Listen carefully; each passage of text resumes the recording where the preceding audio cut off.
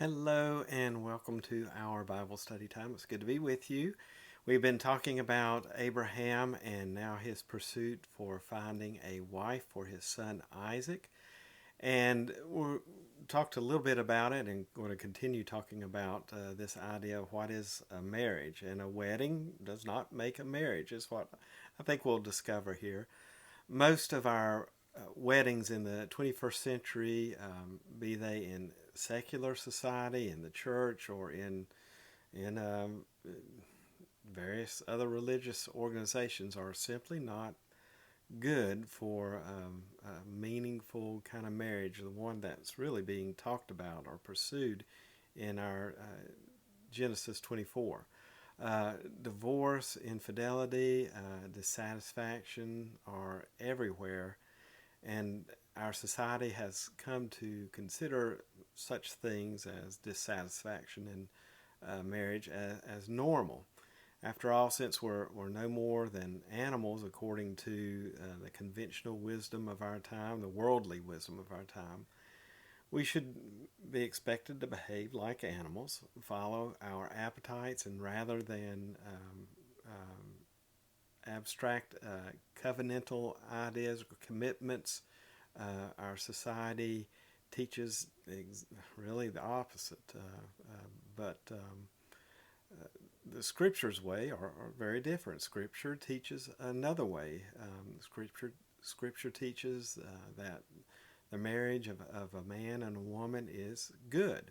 It teaches that men and women who remember the word Shema, that's in a sense listening to, hearing in the heart and the head, uh, um, paying attention to His scriptures. The people, men and women who hear the Lord, they're divinely empowered and even divinely led to good marriages, is what Scripture kind of speaks to us. So let's see what Scripture has to say. Abraham, the father of all who Shema, the word of the Lord, is old, Scripture tells us, and well advanced in years, and he's just buried his beloved wife Sarah in a cave near Hebron. And yet, Scripture tells us that Abraham was blessed in every way. Sarah had been for Abraham good. A spring, as Scripture say, a spring or a fountain of blessing and good. But the fountain was now, in a sense, spent. And as Abraham looked upon the blessing of the Lord on his life, he looked also at Isaac, Sarah's son, and saw that Isaac, though in his 30s, was alone. And Abraham received another revelation from the Lord. He suddenly knew that while he might enjoy having Isaac all to himself, Isaac's solitude was not good. It was not a spring or a fountain of good and blessing. The Lord had made Isaac and had ordained that Isaac would need something. Isaac did not need a substitute mother to play Wendy while he acted like Peter Pan. He didn't need a temptress, a tigress, a dominator, or a shrew. Abraham knew what he needed. He needed a woman who would be something much, much more. He needed, as we talked about last week, an Isha to his Ish, a wife, a true biblical wife, someone a lot like Sarah. Uh, One of the most important things a young man who is seriously interested in finding an Isha, a biblical wife, has to understand is where he most definitely does not want to look for a wife. Pearls aren't found in pig muck. Abraham knew after looking around at the corrupt society of the Canaanites that though many young women there were bright and talented, and a large number were probably very alluring, not just any woman would be good for Isaac. And hence, Abraham started the whole Isha search process by telling his servant, when he said, and I will bind you by an oath to the Holy One, the Lord of heaven and earth, that you will not take a wife for my son from the daughters of the Canaanites, among whom I dwell. And this is Genesis 24:3. Why no Canaanite bride for Isaac?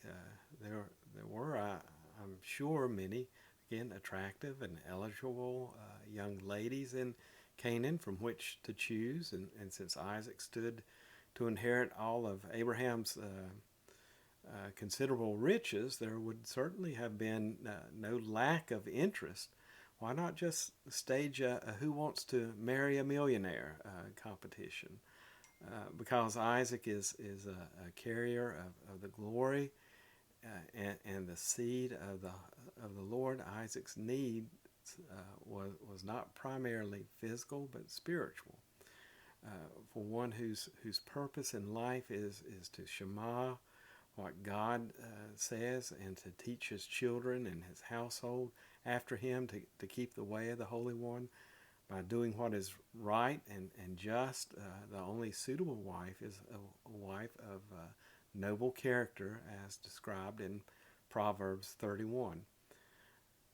The fact is that Isaac's destiny did not include and could not be endangered by a wife from among the Canaanites.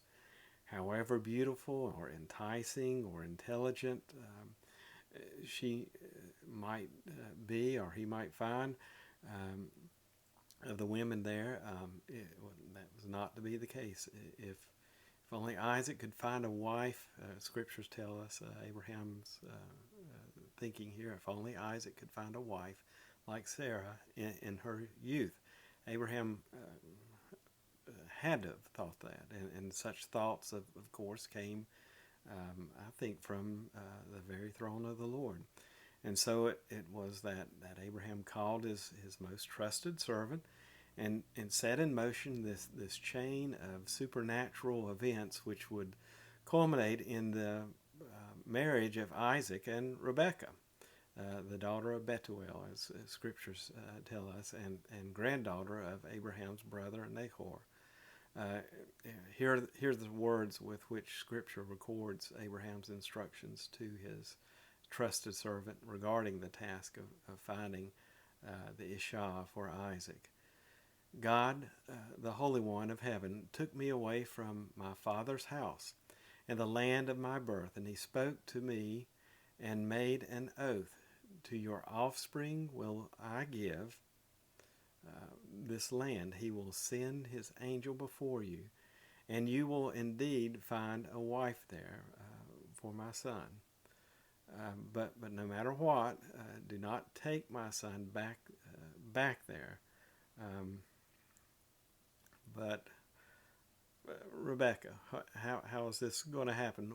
Well, in our future studies here, we'll find out how Rebekah does happen. If the son can't go back and it's only the servant, how's the servant going to find this?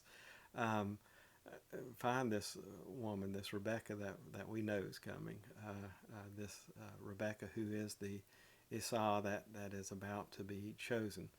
And think about this.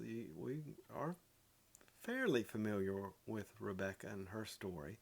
And when we think about the servant going back to find this divinely picked woman, we look at her life and we realize that she's far from perfect.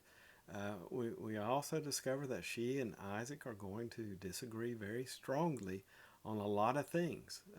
Surprise, surprise. Perfection is not what a good marriage is all about.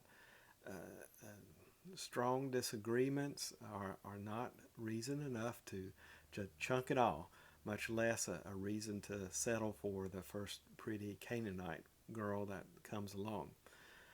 But we got to ask, since Rebekah was not perfect any more than the daughters of Canaan, in whose midst Isaac and Abraham were living, were any less perfect. I guess you'd say they had their imperfections as well. And since Isaac and Rebekah's marriage was certainly not without conflict and discord. Why did the Lord go to such trouble to arrange for Rebekah, of all people, to become Isaac's Isha? Why couldn't the Lord just fix whatever was wrong with whatever girl Isaac picked out for himself in that area, in Canaanite area? This whole marriage ordained in heaven thing is kind of a mystery, isn't it? But as we continue next week in our scriptures, I believe that the Lord will provide some clues to this mystery. Why couldn't he just stay right there? There's imperfect girls there, just like Rebekah, who's going to be picked. If we just know how to look, scriptures will reveal those truths and answer our questions there. There really is something unique about Rebekah that qualifies her not only as a perfect match for Isaac, but also a matriarch for people, for the people of the Lord, God's seed. Do you know what that unique something is? Well, let's hold that thought for next week. Right now, I think I hear the song being sung. Matchmaker, matchmaker, make me a match. Find me a catch. Find me a catch. Well, again, next week we'll look at what is unique about Rebekah as we continue God's story in Genesis here. Well, I hope you have a great week. Blessings, and we'll talk to you soon. Bye now.